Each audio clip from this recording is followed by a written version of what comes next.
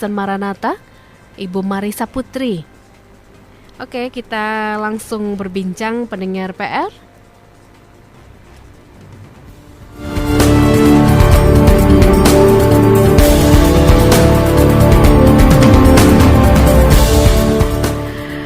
Bu Marissa, selamat malam. Halo, selamat malam, Teh. Oke, kabar baik Bu Marissa ya? Iya, baik. Panggilnya Teh Mai aja, Teh. Oh, Teh Maya. Oke. Mai. Oh, Teh Mai. Iya. Oke. Teh Mai suaranya di sini kecil. Gitu. Oke. Halo. Nah, Biasa kalau pakai telepon landline tuh suka gitu, makanya suka minta pakai WhatsApp. Gimana, Teh? oke. Gini. Jadi gini Teh Mai, ini ngeri ya, merinding deh saya sebagai seorang ibu dengarnya, aduh kok tega begitu ya. Tapi memang kalau lihat kasus orang tua yang membunuh anaknya, memang tidak hanya di Brebes yang lagi viral sekarang ini ya Teh ya, tapi juga Iya. banyak juga ya di daerah lainnya. Dan kalau yang sekarang ini ternyata motifnya ya karena tertekan begitu ya, ekonomi dan lain sebagainya ya. Terus dia juga mengalami dari fakta-fakta yang berhasil diungkap kepolisian begitu, ternyata ada latar belakang yang nggak beres begitu ya, mungkin dalam tanda kutip secara mental juga. Nah, Teh Mai mungkin ingin menyampaikan sesuatu dulu berkaitan dengan kasus yang sedang viral kali ini, Teh. Hal yang pertama adalah sedih sekali ya mendengarnya gitu, karena kan, halo Teh, Iya. kayak ada feedback gitu suaranya. Yang pertama, menjadi seorang ibu itu bukan sesuatu yang mudah, membutuhkan dukungan dari sekitar, terutama dari suami, orang tua, dan keluarga. Jadi sangat sedih sebenarnya mendengar ini tuh, sedih gitu. Karena dia ternyata sudah mengalami, kalau dari yang dibaca, sudah mengalami gangguan-gangguan selama bertahun-tahun, tapi tidak ada yang menyadari, tidak ada intervensi juga gitu. Jadi memang kalau pesan aku sih yang paling utama adalah menjadi seorang ibu itu tidak mudah, dan seorang ibu itu tidak harus sempurna. Kalau butuh bantuan, please bilang, cari bantuan semampu kita sebelum terjadi hal-hal yang disesalkan seperti ini. Iya, mentalnya harus jauh lebih kuat ya, karena ketika kita sudah menjadi seorang ibu, otomatis akan datang setumpuk tantangan di depan begitu ya, dan kita harus kuat untuk melewatinya. Aduh, kayak jadi seperti curhat gini Teh, karena sama seorang ibu juga. Oke, tapi apa yang bisa kita ambil dari pelajaran dari kasus yang sedang viral ini, Teh Mai? Yang pertama adalah ketika pandemi melanda gitu ya, bukan hanya ibu yang mengalami, bukan hanya kehilangan pekerjaan misalnya, atau misalnya usaha menjadi bangkrut, tetapi menjadi orang tua di masa pandemi ini juga sangat sulit Teh gitu, karena pertama tadi kan ada tekanan ekonomi gitu ya, anak 3, kemudian suami sering menganggur, sehingga di dalam dirinya juga ada rasa tidak aman. Ini gimana ya anak-anak, pasti kan kalau ibu mikirnya anak-anak makan gimana, terus nanti sekolah gimana, mungkin ada kewajiban-kewajiban rumah tangga yang lain, terutama masalah finansial, terus kemudian kelelahan secara fisik juga gitu, harus mengurus 3 anak sendirian tanpa bantuan gitu, dan sering mengalami misalnya bentakan-bentakan dari suami misalnya, atau dari sekeliling, dari sekitar tidak ada support gitu. Jadi memang dalam kasus ini seharusnya masyarakat dan keluarga juga menyadari bahwa kita harus lebih aware lah kalau sama sekeliling kita gitu ya. Apakah tetangga kiri kanan kita mengalami kesusahan seperti itu. Rasa empati terhadap lingkungan juga perlu ditingkatkan, karena mungkin kita baik-baik aja, tapi bisa jadi tetangga kita nggak makan. Itu juga sih Teh gitu. Gimana sih Teh caranya kita di saat menghadapi situasi yang dialami Ibu Kanti ini ya begitu, kita sedang berada di situasi yang sulit, bagaimana kita bisa agar dapat menguatkan mental diri kita dulu deh, supaya anak-anak, supaya keluarga kita juga bisa tetap bertahan begitu? Iya. Yang pertama, kan kalau misalnya kita bicara masalah gangguan ya Teh, masalah gangguan itu pertama bisa jadi kita merasa baik-baik saja, tapi orang lain merasa perilaku kita mengganggu. Itu yang pertama. Yang kedua, kita sudah tahu bahwa ada sesuatu yang salah dengan diri kita dan kita membutuhkan bantuan. Terkadang, satu, orang tidak ada biaya untuk mencari bantuan. Yang kedua, tidak ada pengetahuan bahwa ada hal yang harus ditangani di dalam dirinya.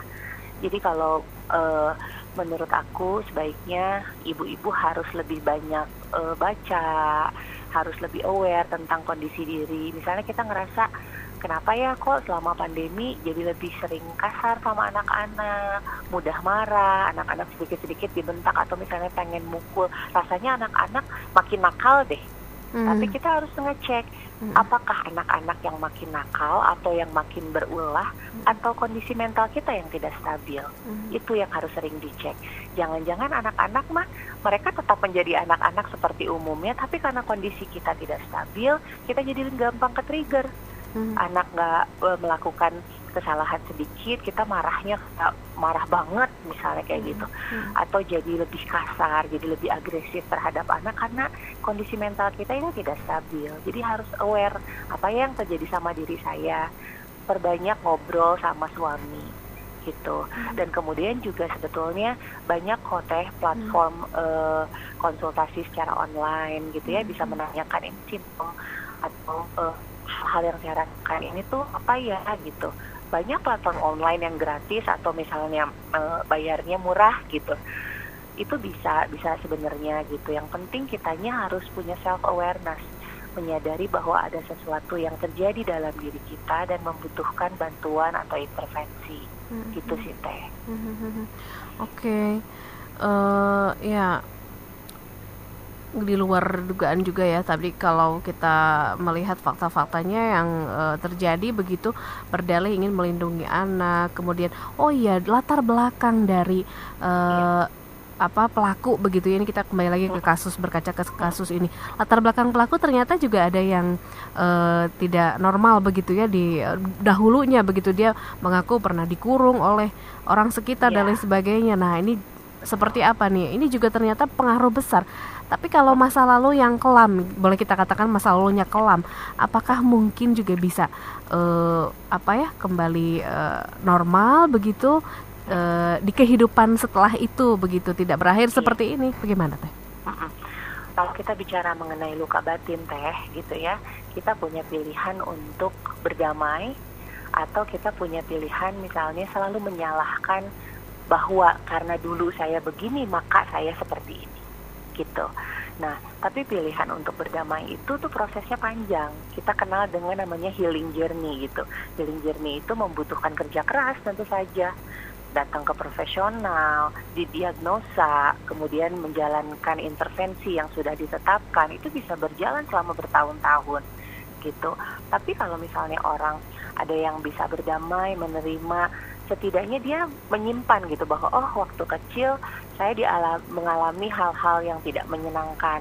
Banyak juga kok orang yang bisa overcome dan sama sekali tidak melakukan itu karena saya mengalami itu. Jangan sampai anak-anak saya mengalami. Nah sebetulnya yang terjadi dalam kasus di Brebes ini, niatnya adalah ingin melindungi Teh. Kan dia berkata berkali-kali, saya tidak ingin anak-anak saya sakit, saya tidak ingin mereka dibentak-bentak, tidak ingin mereka hidup susah dan menderita. Jadi kita harus ingat loh, ini bukan sesuatu yang hadir karena kebencian, tapi karena dia begitu takut anak-anaknya mengalami hal serupa dengan dirinya. Dan perlu diketahui, cara orang mencintai bentuknya bisa ekstrim Teh, gitu. Jadi dia membunuh awalnya karena cinta. Itu yang tidak boleh dilupakan. Jadi bukan karena dia jahat, ingin membunuh anak-anaknya, tapi dia sangat takut anak-anaknya mengalami kesusahan, kesakitan, dan kesulitan seperti yang dia alami. Dan ini banyak terjadi, ya bukan hanya pada kasus Brebes aja gitu. Klien-klien aku pun begitu. Banyak itu yang bilang, kayaknya anak aku lebih baik mati aja ya Teh, bareng sama aku supaya mereka hidupnya nggak susah. Banyak loh gitu. Jadi ini bukan sesuatu yang ajaib misalnya terjadi, tapi ketika seorang ibu merasa tidak ada jalan keluar, dia gelap, dia hatinya susah, tidak bahagia, dia takut anaknya merasakan itu. Jadi lebih baik jalan yang dia pikir terbaik adalah menghilang dari dunia ini. Seperti itu sih Teh. Oke. Ya, Teh Mai, kita juga pengen tahu dong kalau belakangan ini memang selama pandemi begitulah, beberapa atau mungkin diantaranya tadi klien-kliennya Teh Mai juga bercerita, berkonsultasi itu kebanyakan apa memang hal serupa atau mungkin yang paling banyak boleh dirangkum ini seperti apa sih permasalahannya kurang lebih paling banyak? Oke, selama pandemi ini banyak sekali yang terkena general anxiety atau kecemasan umum, depresi umum yang mereka tidak tahu apa ya yang membuat saya seperti ini, tapi simptom-simptomnya mengarah kepada kecemasan dan depresi. Karena memang ketika seseorang terisolasi, misalnya di dalam rumah, intensitas bertemu dengan orang rumah menjadi sangat tinggi sekali gitu ya, tidak bisa menghirup udara segar, kemudian ada hal kebutuhan manusia yang paling mendasar dalam hidup itu kan yang pertama kebutuhan biologis ya, makan gitu ya, misalnya rumah yang aman dan nyaman, kemudian ada rasa aman, security feeling. Nah pandemi itu kan mengenai itu gitu, paling keras kena itu insecurity feeling. Jadi takut suami kehilangan pekerjaan, takut anak-anak atau saya terkena COVID. Bagaimana jika besok harus isoman, harus PCR dan segala macam, tidak bisa bekerja. Bagaimana kalau bangkrut perusahaan suami dan sebagainya. Sehingga ada kecemasan-kecemasan, ketakutan-ketakutan yang men-trigger ketidakstabilan emosi. Gitu, sehingga larinya kemana ya? Ke orang-orang terdekat yang ada di sekeliling. Gitu. Banyak ada orang-orang yang punya privilege untuk mengkontak psikolog, untuk datang ke psikiater, misalnya punya BPJS jadi bisa berobat ke psikolog dan psikiater gratis gitu. Tapi kan juga banyak yang merasa bahwa kalau saya tidak stabil artinya saya gangguan jiwa, padahal bukan seperti itu kok gitu, tidak seperti itu, dan semua gangguan kalau di treatment itu bisa hidup dengan normal, bisa hidup dengan baik gitu. Jadi memang selama pandemi ini yang asalnya baik-baik aja pun bisa terkena gangguan, apalagi yang memang sudah punya underlying problems gitu akan lebih mudah sekali untuk ke-trigger, bukan hanya masalah psikologis, masalah fisik juga banyak yang muncul gitu selama pandemi ini Teh. Oke, kita juga tidak mau dong hal yang buruk pernah kita alami juga terjadi pada anak kita, keturunan kita dan sebagainya. Bagaimana caranya kita sebagai orang tua begitu ya, kepada anaknya supaya dia bisa jauh lebih baik lah begitu. Bagaimana caranya, pendekatan apa yang bisa kita lakukan terhadap anak kita? Kalau kita bicara masalah pendekatan atau parenting, itu selama aku lebih dari 10 tahun ya saya belajar ilmu psikologi gitu, itu nggak ada ilmu pastinya. Kita punya banyak mazhab parenting, kita punya banyak metode parenting. Tapi satu hal yang aku pelajari adalah menjadi orang tua yang baik itu bukan menjadi orang tua yang sempurna, tapi orang tua yang hadir secara penuh, yang menemani, mendampingi anak-anaknya, dan menyadari kalau kita melakukan kesalahan dan kemudian mencari jalan lain yang kita rasa mungkin lebih baik. Belajar terus, banyak banget. Kalau parenting zaman sekarang kan ada YouTube, ada Instagram, banyak jurnal-jurnal gratis gitu kan Teh di Google gitu kan. Tapi yang paling pasti adalah tidak akan ada anak yang bahagia kalau ibunya dan ayahnya bukan manusia yang bahagia. Itu yang aku pelajari paling besar Teh. Jadi berusahalah menjadi seseorang yang bahagia, merasa aman dengan hidup kalian, merasa nyaman dengan apa yang kita miliki, sehingga bahasa cinta ini pelajari anak adalah itu, bahwa meskipun misalnya kita tidak kaya, tapi kita berkumpul dan penuh kasih sayang, itu akan bisa menguatkan satu sama lain gitu. Dan kalau kita salah, kita minta maaf sama anak. Terus kalau kita merasa kayaknya ini caranya it doesn't work gitu, ya coba dong cara lain gitu. Coba cara yang lain sampai kita merasa bahwa oh sepertinya ini cara yang tepat. Sering berkomunikasi sama anak tentang perasaan. Kamu tadi gimana sih perasaannya kalau dimarahin mama ketika numpahin makanan misalnya? Sorry ya, mama soalnya juga lagi capek, makanya mama jadi marah sama kamu, padahal seharusnya tidak begitu. Misalnya seperti itu gitu. Mengakui bahwa emosi itu ups and down, bahwa ada kalanya kamu merasa upset, ibu pun bisa merasa upset, papa pun bisa merasa upset gitu, dan it's okay, that's life. yuk kita coba tangani gitu. Kenapa kamu merasa sedih? Kenapa kamu merasa marah dan kecewa? Bicara pada level perasaan sehingga semua jadi saling kenal secara mendalam gitu, bukan cuma sekedar hadir di sama-sama di ruang keluarga tapi semua misalnya main gadget sibuk sendiri-sendiri gitu. Luangkanlah waktu untuk berkomunikasi satu sama lain. Itu sih Oke, Teh. menarik. Memang konsultasi nggak cukup dengan waktu setengah jam ya Teh. Maunya lama-lama terus, tapi saya waktu kita terbatas. Paling penting sih banyak hal yang bisa kita ambil dengan banyaknya kasus, dengan dari kasus per kasus begitu ya, setiap tahun ada saja dan bertambah terus. Oh ya, tapi kalau secara data mungkin apakah juga Teh Mai punya atau data yang bisa diungkap bahwa ya berkaitan dengan apa ya kasus serupa begitu Teh? Kalau kasus serupa secara jelas ya aku nggak punya Teh, tetapi kalau dari beberapa jurnal yang aku baca, bukan hanya di Indonesia, di seluruh dunia, kasus depresi, kecemasan, gangguan mental illness yang lain secara signifikan meningkat selama pandemi. Jadi berlaku jadi secara global. Hanya biasanya yang tersorot kan biasanya kasus-kasus yang ekstrim ya Teh. Betul. Gitu.